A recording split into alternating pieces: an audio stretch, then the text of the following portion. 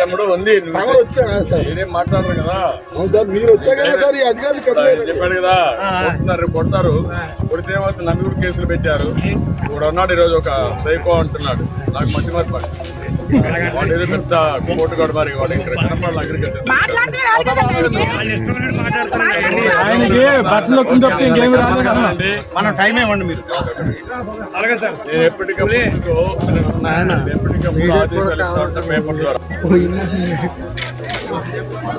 పోయింది పట్టించుకోండి పేరేంటి? రైతు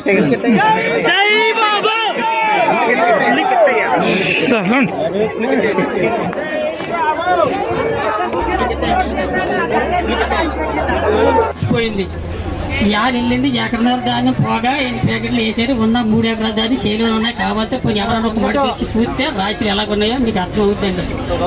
మీరేమనుకున్నా బాగా పోనీ పట్టుకొచ్చారని మీరు అనుకుంటారు. ఒకసారి రాశులు చూసి నేను రాసిపోతూ తాత రాగే వ్యవసాయం చేస్తానంటే పౌరు వ్యవసాయం నాకు 4 ఎకరాలన్నర చేను ఇచ్చారండి. అదండి ఎకరన్నర ఇప్పుడు అయిందండి.